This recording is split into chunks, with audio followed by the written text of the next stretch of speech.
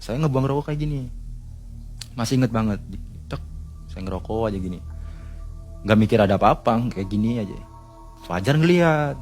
Gak, ojo kaya kuwi. Koroli kok kaptennya buru kenyami kowe. Karena dia logatnya emang sebenarnya orang Pekalongan, jadi agak beda sama saya logat Jawanya. Apa sih Jar? Kayak gitu kok. Ojo.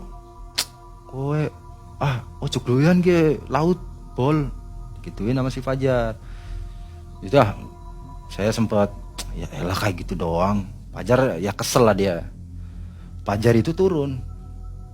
Dan kamar kapten di atas nih, yang kemudi di atas. Fajar turun, saya masih ngemudiin kapal. Dari Fajar turun itu kisaran 5 menitan. Kan dari jarak saya ke, kan ada kayu nih Mang Saya ngeliat itu ada yang nengok dari kayu. Jadi modelnya kayak kayu jati kayak gitu. Terus ada bambunya juga nempel. Itu kayak, pertama pikiran saya itu kayak bendera kena air laut. Jadi kayak lepek gitu Mang Gini aja. Apaan itu? Karena samar-samar, gelap kan. Jadi nggak bener-bener ngeliat pure itu apaan. Pertama saya ngeliati apa sih gitu. Jadi nengok lagi begini. 2 kali nengok, saya mulai terfokus nih Mang Jadi kayak nunggu dia beneran kayak gini, itu beneran bendera atau bukan. Pas posisi saya lagi ngepas ini kan deket kaca nih. Jadi saya agak ke depan dan kayak gini. Itu pas nengok kayak gini Mang itu mukanya tuh korengan. Jadi di sebelah kanan tuh muka kayak Chinese, agak cabi. Pas dia full kayak gini itu koreng semua. Di situ saya kaget, saya puterin kapal. Wah, kapal itu muter Mang Orang yang di depan itu jatuh. 2, kapal oleng. Itu kalau ditabrak obak samping, kelar Mang ABK yang di belakang nih, kan pembatasnya lempeng nih. Yang pada di belakang kayak si Kebo atau yang lain lah, ABK yang lain. Geprak tuh lempeng. Pembatas antara kamar ABK sama kamar kapten, geprak. Siapa nih yang layaran gitu. 1:30 itu kapten keluar. Jadi turun dari kamar ke belakang, nepok saya gini. Cegakan kelamu neng kene. Ake sing ngilang. Mancing. Jadi disuruh jangan banyak lamun, suruh naik masuk tidur gitu. Saya tidur, tiba-tiba itu ya kisaran 15 menit atau 20 menitan itu Mang Tiba-tiba saya itu bangun di antara pepohonan, ya hutan pinus kayak gitulah, tinggi. Lah, ini di mana? Ini sekeliling itu pohon semua. Saya lagi bengong, tiba-tiba dari belakang ada yang manggil. Mas.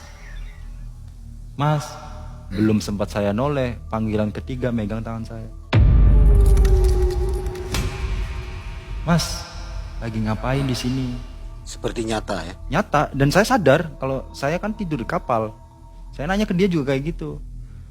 Saya juga nggak tahu Mbak. Perasaan kan saya tadi di kapal, kok di sini? Udah ikut aja.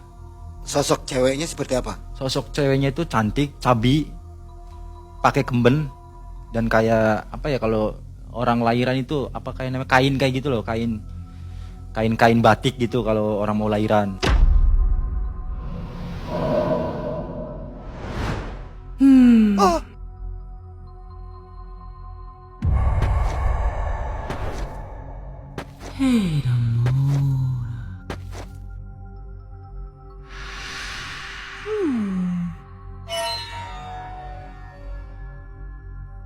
Saya ngeliat pertama ke dalam itu ya kayak apa ya, kayak desa-desa zaman dulu gitu lah.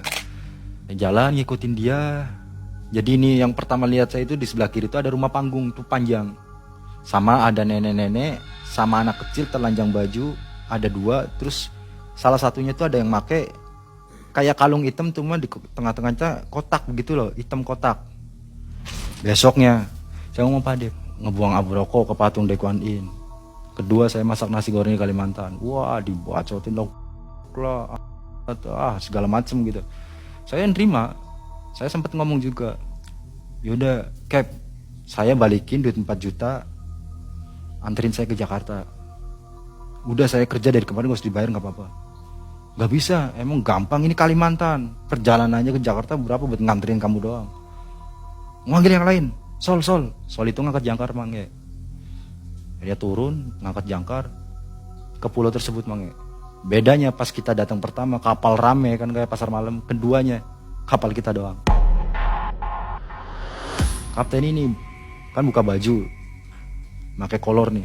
Dia berdiri naik haluan Mang sambil bawa kertas segini nih, ada tulisan Cinanya semua, pegang kayak gini, dia ngobrol ngadepnya ke arah pulau. Cuma ada suaranya tapi nggak ada sosoknya. Suaranya ada perempuan, tapi nggak jelas dia ngomong apa nih perempuan ini, tapi nggak ada sosoknya. Kita ngintip, saya Mas Ihan tuh ngintip di lubang-lubang lempeng gitu loh, dikit doang gitu, ada suaranya hembusan kayak angin gitu, tapi perempuan. Setelah kayak ngobrol-ngobrol Mas Ihan, wis gak aja wis disebar itu kuning-kuning, kertas kuning ada gambar Cinanya, tulisan Cina warna merah, dibuang. Nggak tahu ritual apa, saya nggak paham kan. Setelah itu alhamdulillah emang kejadian ke saya udah nggak pernah. Terus dia ngomong, tulisin nomor, ntar kalau saya nggak ada apa-apa, nggak ada umur, kamu teleponin ini.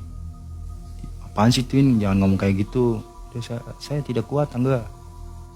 Wah, ini bentar lagi nih, 3 hari lagi kita balik ke Jakarta, lu katanya pengen main kesini. Saya bilang gitu Mang enggak kuat. Cemen saya coba kuatin dia gitu loh. Saya mau lanjut mancing, bawa pancing, baru saya turun 3 atau 2 tangga, tek ada dia gini. Saya nggak ke atas, saya ke bawah. Kok tuh panggilin bocah-bocah, jar Martin, lari semua ke atas, lewat Mang dari situ langsung kaptennya sol, jangkarnya naikin, langsung kita ke Jakarta. Kan bingung, nggak ada yang punya sarung, jangan kan kain kafan, sarung aja nggak punya, bingung dong. Ini gimana nih?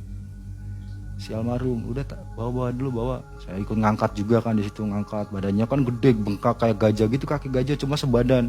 Tapi yang heran apa, dari sini doang ke bawah, dari sininya ya tangan juga masih wajar, kayak biasa lah. Kita angkat, taruh di atas palka nih, bingung, masa iya mau kayak giniin nih manusia, ini almarhum masa mau diginiin. Akhirnya ada yang inisiatif, kalau nggak salah si Acil, motong plastik cumi Mang ada 3. Jadi dipotong sebelah sininya ada 3, dibrongsong, itu dimasukin ke plastik. Kita buntel plastik putih. Jadi ya maaf kayak paket lah. Kita bungkus, taruh nih ke palka nomor 2 di Piser. Sambil perjalanan balik, dia meninggal, si almarhum meninggal, ya kita langsung perjalanan balik. Perjalanan itu sambil di jalan tuh kayak, iya Mas ya, bener ya Mas ya, iya pasti bawa orang.